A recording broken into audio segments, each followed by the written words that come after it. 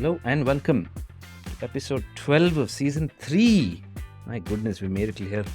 The Voiro podcast. With me as always is Kavita Shenoy, founder and CEO of Voiro. How are you, Kavita? Good, Anand. Hello, everybody else. Episode 38. 50 is around the corner. Yes, party. Party? Yeah. We must. I want the works. A balloon, makeup artist, at least makeup artist. First episode I said I want a makeup artist. But This is a podcast, though. there's also videos of my ugly yeah. close-ups of my face. There's nothing like ugly. It's all subjective, by the way. Flashed around the tabloids. The interwebs. Yeah. The interwebs have our...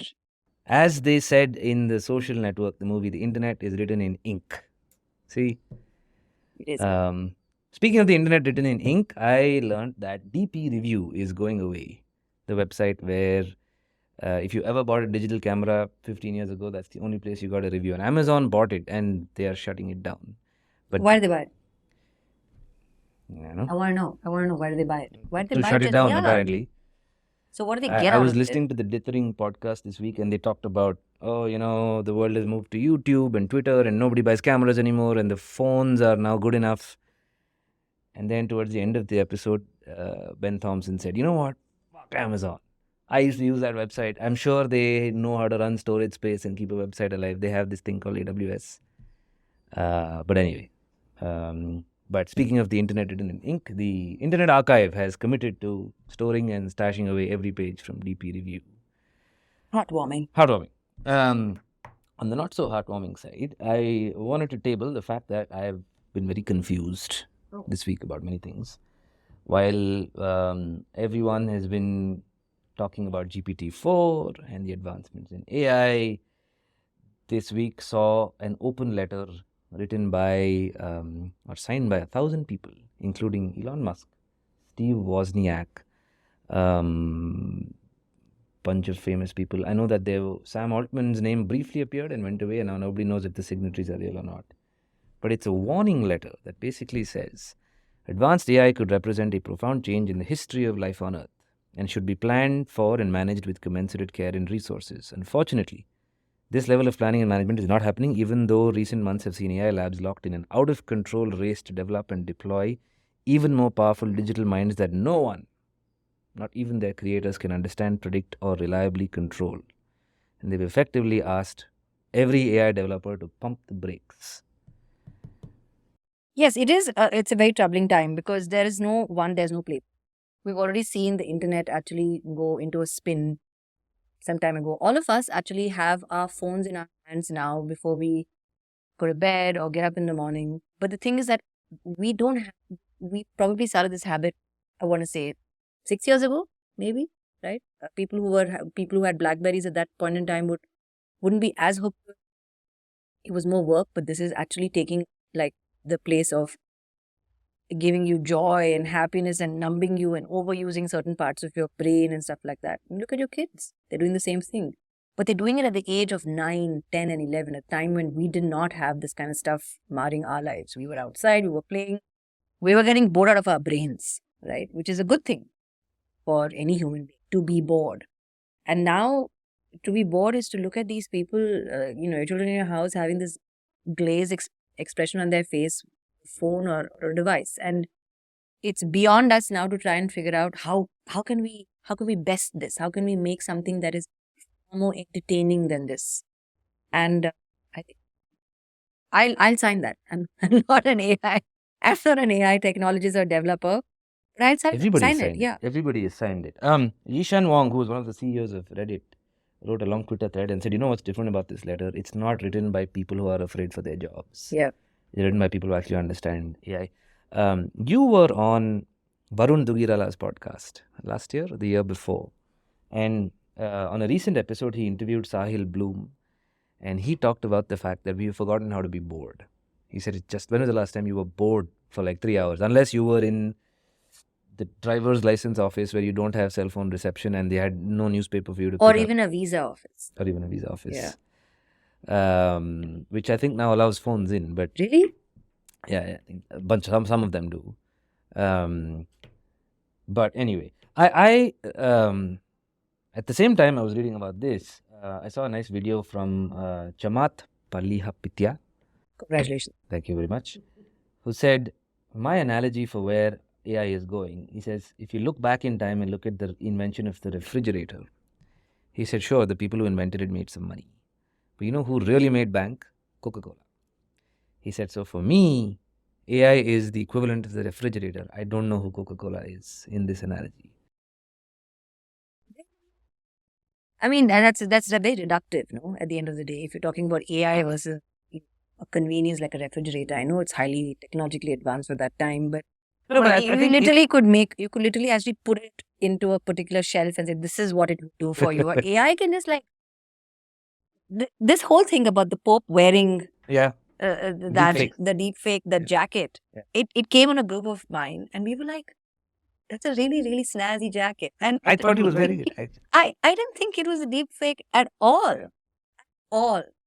And today you could be on a phone call with me, right? And I could be telling you a whole bunch of stuff that is confidential.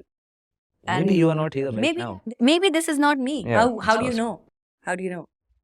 So there is and also look with our children, right? I'm a mother of two girls who are both, one is a teenager, one on the cusp of being a teenager. So I'm trying to be the best version of myself and failing miserably because it's all about trying to like show them the way.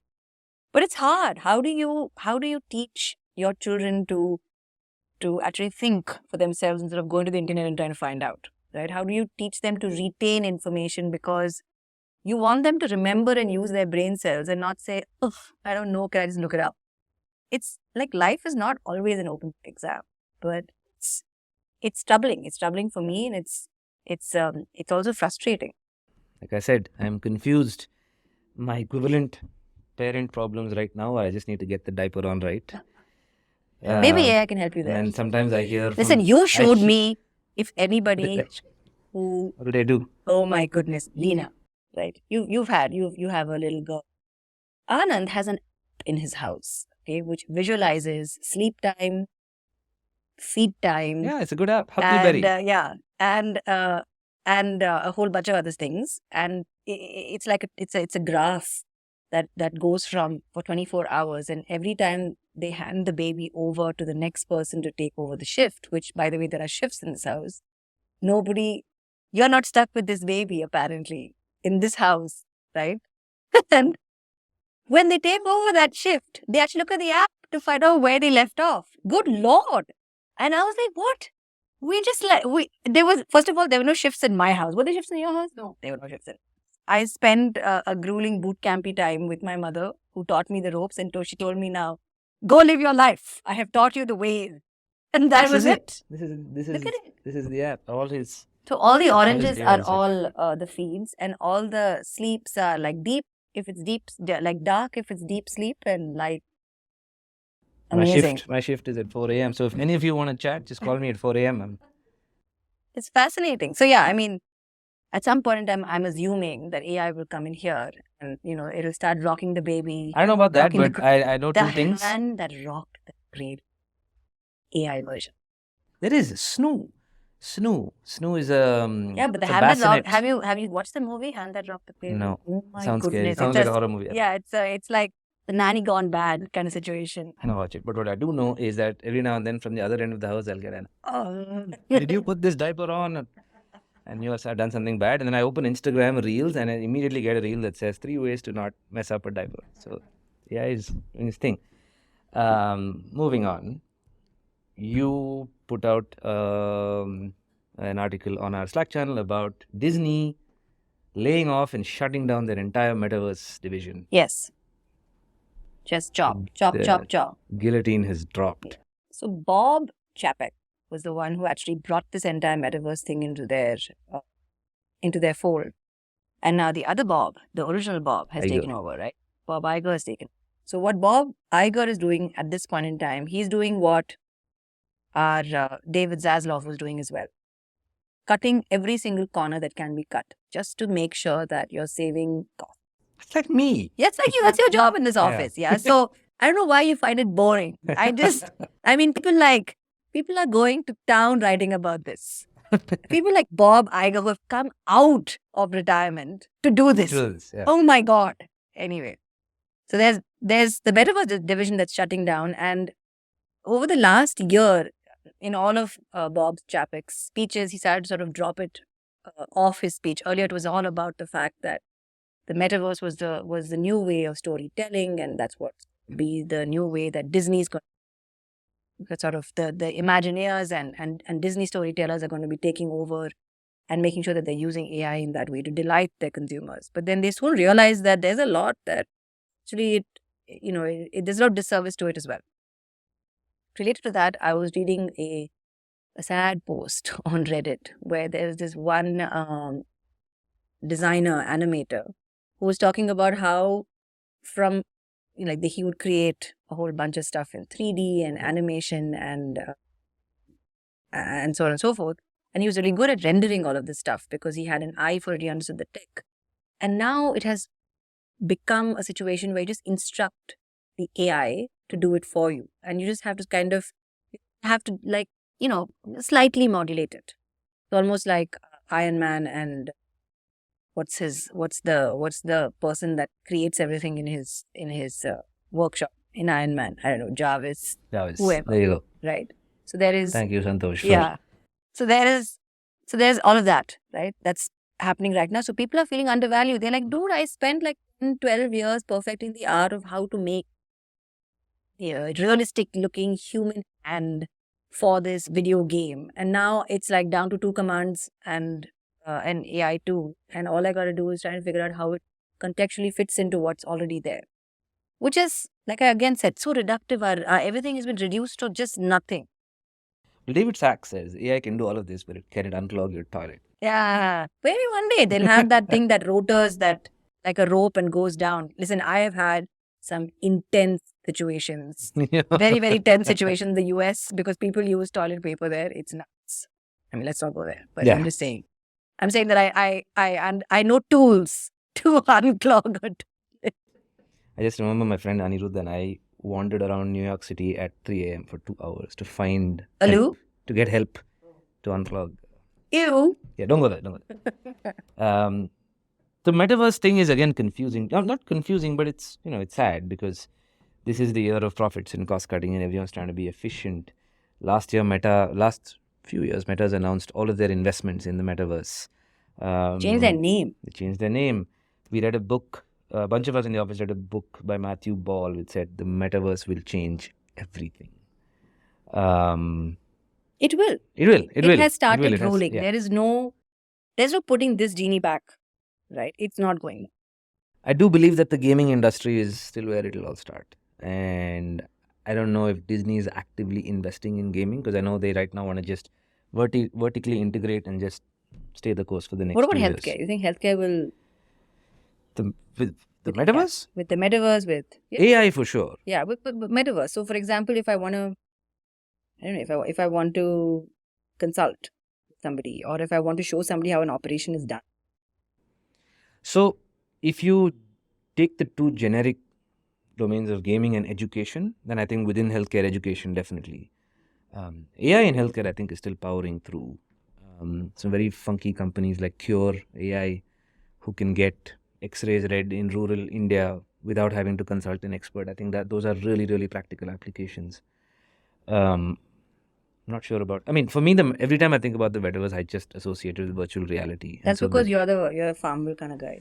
No, never played Farmville. You never played Farmville? Never played. Sims? No.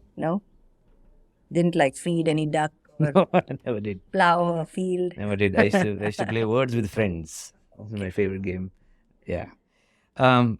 This is a move that is consistent with what Disney's been doing. The Bob Iger came in, pulled out of the IPL rights, which begins today. I know HBO... My God, I'm nervous. HBO Aren't you nervous? I am. I'm really nervous. I am. But I think Gio will do a great job. HBO has been pulled out of Disney India as well. So they've been... I have to ask you a question. Where am I watching Succession? Are you going to incriminate yourself on this podcast, listened to by a lot of people, also maybe some authorities? I have not watched it yet. I have not watched the first episode. Oh my God, I'm not going to say anything. Because I had no place to watch it. I have, but I'm not going to say where. But it's good. I have to. By this time, Monday, I will have watched it. This time, the reason why I actually went and hunted it down was because Kara Swisher has come out with the Succession podcast. And you have to listen to I that. have to listen to it. Now I Yeah. can't listen to it without watching Yeah. this. And so I found it and I watched it and I felt bad. But what are you gonna do if you're gonna be locked out of it? I was going to pay how many ever US dollars they needed. Nobody's taking my dollars, my Indian money, nothing. I think you should So, just go to the US I think and watch it. Yeah, I think we should just fly, just stay there for the come entire back. season and Yeah. come back.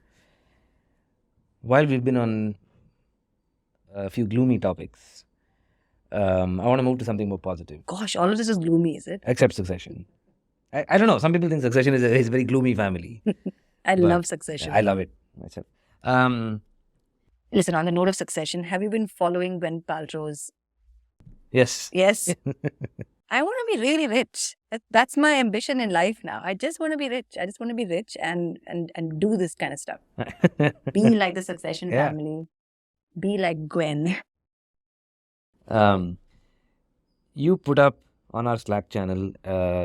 It seems An like article I'm only that I- putting up stuff on this Slack Hey, channel. that's Nobody what else this podcast is all about. Yes. That's what it's about. An interesting article by TV Rev about this year's Upfronts, which began, says the cherry trees here in New Jersey are in bloom, and it's light out when I walk the dog at 7 o'clock, which can only mean one thing: it's Upfront season. I laughed at that too. I was like, what? This is a total segue. Yeah. Okay, to Totally. give some. So, The Bangalore is also pink in color, by the way. There's no with Upfront what season many here, people, baby. including me, used to think are cherry blossoms, but the taboo beers. taboo beers. Every year I ask someone the name of that. Hopefully next year I won't have to. So actually, Upfronts is very, very American, right? And it was introduced by ABC in 1962 so that they could get a sense of what advertisers thought of the entire lineup. And it has continued over a really long period of time. And it was earlier mid-May, just before they went into a summer break. And then I think post-summers when the US actually used to have a lot of their shows because summer everybody's usually out. And so there's not too much TV watching and stuff like that. And this has now become a thing over all these various broadcasters that start somewhere in March and end somewhere in May, which is why it's called the Upfront season. I'm not entirely sure whether cherry blossoms have anything to do with it, but ABC definitely did. So the article, the reason why I'm curious about the Upfronts is because we don't do this in India. And I remember very vaguely when I was in advertising, and I used to be on the agency side, and if you went to any of the buying companies, a Group M or any of the other companies, the broadcasters or the show owners would actually send mascots and like troops to the office, and they used to be like this huge rah-rah that used to happen about impending show, and that would be sponsored by the broadcaster themselves. And they would go to each of these agencies and have this whole display. And there was really I don't know whether we actually have an upfront concept, but the concept of advertisers parking money with the broadcaster exists. But the entertaining aspect of it, which is what America is so great at, is not there. So they bring like Jimmy Fallon out, they bring all their stars, their headliners out, and there's like big show. And everybody's knows how to sell. Yeah, they do. Always believed so. They definitely know how to market. Evan Shapiro, who's been described as the media industry's cartographer. Yes. He wrote that the upfronts this year are focused on the ascendancy of ROMI, return on marketing investment, and that means in marketers who are pulling money from the upfronts and spending it on retail media. So he says CTV is plateauing. I think it's very early. It's very early to say CTV is plateauing. First of all, I don't think marketers ever did not care about return on their investment. So that's my thing. Every single part of that article made me laugh for different reasons, beginning with cherry blossoms. But of course, a lot of what marketers also say are very generic. Say, oh, this is the year of data. Yes. This is the year of tech-driven buying. Sure. So I think, and then of course he says ROMI. Advertisers are pulling back budgets from the upfronts for scatter and specifically for performance marketing. Scatter versus upfronts. Yeah, look, at the end of the day, there's a lot more technology that's available today for you to actually measure what's happening on your investment. But that doesn't mean that it can actually be an isolated reason. We were talking about this, right? And we were talking about this concept of the idea of compounding over a period of time. And with Disney firing 7,000 people, Amazon firing a whole bunch of other people, many companies firing people because it seems to be the flavor of the day, you're actually losing a lot of knowledge, and that's compounded, and that's knowledge plays off each other in every organization. So just blanket removing of people is going to definitely affect you in a very, very large way. Similarly, in media planning, you can't really isolate it, right? You had some thoughts on it, and you had listened to somebody talking about this recently. The Marketecture podcast, where every other episode is free.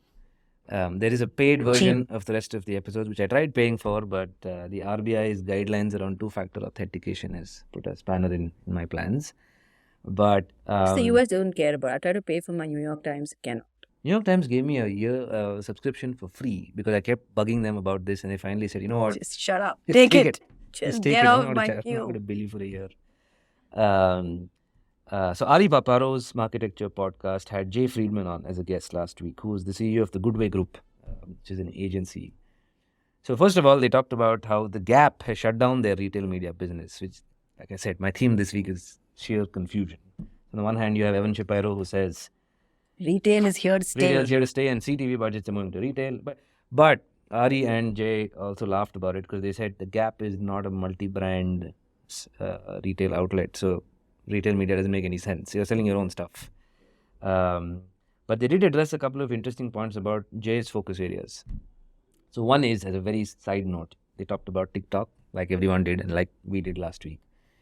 And Ari Paparo said, how much revenue do you think TikTok makes? Because they don't disclose it. And he said, $8.5 billion a year in the US. And he says, oh my God, that's like 8 Twitters. But the fallout, if TikTok does that, get banned. And of course, this is the start of the American election season, so something's going to happen. And beginning us, with and us. Even we've announced. Yes, of course. So the whole world is going to go into a spin now, including the great state of Karnataka. Correct. May 10th or something. Yeah. Speaking of election season, Donald Trump is probably he's been indicted. He's not been arrested. He's going to surrender on Tuesday. So this begins the circus and the entertainment that is industry, the American way election. But Jay Friedman touched upon an interesting point because the Goodway Group is known for their investments in technology. And so they have custom algorithms that they have developed which help them pit different DSPs against each other. And he talked about why they have not invested in building a bidding engine themselves and how that is the death of most agencies. But at some point he said, my focus is not so much the investments in tech, it is the education of CFOs. He said a lot of CFOs don't understand how marketing spend works for them. There's a lot that happens below the surface. He said, for example, I'll frequently meet marketers who will say, my performance campaigns are doing better this month compared to last month, and that's because of me. And he says, no, it's because we ran branding campaigns for the last 3 months, and there is an interplay between these two. And he said there is a need with the way the year is going to go, with everyone saying my ROAS has to go up, go up, go up. He said there is a very, very important need for CFOs to understand how money works in advertising and not just chase performance without truly understanding where dollars are allocated. And he said, contrary to what people think, while yes, a lot of their investments are going to be in technology, he said, my big focus area right now is to get in front of CFOs, educate them. Because I know that every CMO I'm working with at some point is going to have their rope tugged by the CFO behind them. So I thought that was an interesting... Yeah, it's like an interesting take on compounding, an interesting take on how not to do something that is really not your mainstay, right? Because you don't want to reinvent something that already works. For example, the whole bidding system in itself. We spoke about Twitter, and you slipped something into the podcast agenda. Which we were talking about earlier today, and I said, man, I've been living under a rock. I don't know anything about this. What's happening with Facebook, and is there a new social network coming up? So they want to bring it out because clearly Twitter is, going through a lot, and I feel bad.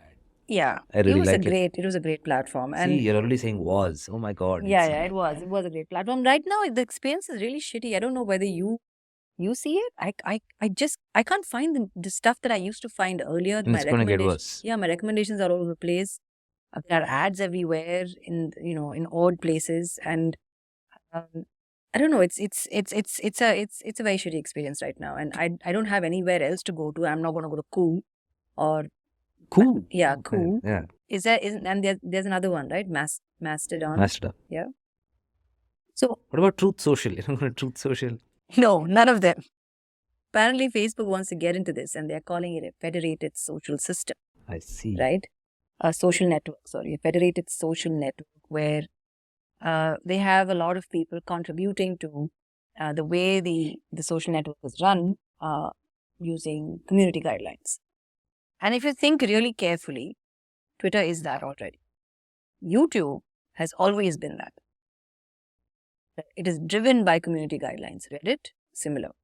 So I think if you don't get into actual content creation and start taking like some huge amounts of efforts to make sure that you are the only one who's in charge of driving, the way this community actually evolves, and you're trying to like make yourself the chieftain of that community. I think the community and the social network in itself evolves in the way that it deserves to evolve based on the kind of people that there are there and the community guidelines. And you may have to guide it a little bit as you go along. But YouTube has survived. They focused on just one thing, making sure that videos are available to people who want to watch it in a way that is economical and fast. And everything else was left up to the community, including creation of content. And in between, but Kinsel got into making content, but then they did it. And now YouTube is available on your CTVs. And people are driving all their content back onto YouTube so that it can be discovered on the largest screen in the house. Because if you take a poll today and ask people, where do you watch YouTube the most? They'll say on my television, right? Because it's an app and I'm used to it. The UI is similar and it's a great video and the quality is amazing. From a Facebook perspective, they're trying to put their hat in that ring because there is a network to be founded. But where it differs is that I think they want to make it. They don't want to do what Facebook did to Orkut, if anybody remembers Orkut. Yeah. Or Orkut did to MySpace, or Facebook did to MySpace or whatever, right? Not transferring everything from one place to the other, but actually having a more open system. It's very difficult for me to imagine because, like, where would I go? How would it look? What's going to happen? Is it that you're going to have a different type of Twitter and I'm going to have a different type of Twitter, but it's the same Twitter? I will be bummed if Twitter goes away. I will lose all my 170 followers. I think it's past 200 now. But no, I really enjoy it. I use it quite a bit. I use it quite a bit. I've curated it over many years, muted several people, several words. I've spent a lot of time curating my experience. Because other than that, the only other social network I use are Instagram, which is mostly for friends, and LinkedIn, which I like, but it's still LinkedIn. Yeah. LinkedIn also, you have to curate it a lot. You have to make sure that you're really constantly training what you want to see and muting stuff. And the trick to LinkedIn for me is unfollowing. I unfollow 90% of people who are my connections because a lot of people don't post well. Sorry. Them, but I also like actively follow people. I don't necessarily. I follow a lot of people who I don't have. I'm not connected to, but I want to hear what they have to say. But Instagram for me is both friends, but it's a lot of commerce for me. I shop a lot. I think exclusively shop on Instagram. I discover on Instagram if I can complete the purchase there, I will, or I'll go to the app that's on my phone. Yeah. Commerce is huge on Instagram. Sometimes I walk down the street and my wife or Shah will look at someone and say, "Hey, she got that shirt on Instagram." Yeah. How do you know this? It's an Instagram brand, and now there are businesses around getting Instagram brands offline. So there are companies like Shuffling Suitcases and My Cup of Tea and all of that. It's all coming back in a different way. There used to be a time when the concept of exhibitions was a big deal in Bangalore and in India. And you'd have exhibition halls and you would have like people with various tables of course, things that you would go and buy. Safina Plaza. Safina Plaza is still there. It's still there, yeah. But now this has come back. But what they're doing is they're rounding up all of these little brands and they're bringing them together and they are giving them a platform for people to discover them in real life. I didn't know that Satya Nadella last week when he made his announcement about AI tools within Microsoft Teams, he streamed that keynote on LinkedIn and the whole world pretty much missed it. Nobody had a link to the event and you had a good bunch of people, including myself, who said, "What? LinkedIn has streaming?" Nobody knew it. And then finally, like 2 days later, they took that video and put it on YouTube. So everybody could watch it. There you go. Federated discovery. Yeah. Yeah, that word federated. Yeah. was So on brought that up. note, like I said, I'm very confused by all of tech and all of social media and what's happening with the world of AI. So I'm ending my week on a nice. I have a confused, question for fuzzy you. note, I have a yes? question for you, right? In the 60s and 70s, maybe 80s as well, you actually can name the kind of people owned media organizations. They're still alive miraculously and getting married also miraculously. Sumner Redstone, Rupert Murdoch, there's so many other, their sons and daughters and all of that who've inherited these companies. In India, we used to have, a whole bunch of people over here like Peter Mukherjee, who used to be a big at one point in time. Then there was all your news anchors, Pranab Mukherjee. So, Pranoy Roy, sorry. Pranoy Roy. Mukherjee's our finance minister, sorry. He's the president. President, sorry. So, you can name a lot of people. Yeah. Can you name anybody now? So my theory is that what the internet created is what we've in the past talked about is a mass of niches. There is the equivalent example of this is in music. In the 70s, you could name the biggest artists in the world, and everyone could name the same names: Bob Dylan, Elvis, Deep Purple. Classic rock is classic rock because they were big bands. Today, there's millions of bands, and they all have probably individually the same following that Deep Purple did back then. And it's the same with media. There are today so many products and so many companies, and technology companies who have become media companies, and media companies who have become technology companies, that everyone's now finding their own corner. And so I think this is the death of the media mogul world. Because now everyone has their own corner of the internet because that's what it's created, that's what it's enabled. And even these names will soon go away. And we will all have apps that we use all the time to consume content. Might not ever know who's the person behind that app. Yeah. So digital media definitely has made it less polarized. And there's nobody who can launch your career.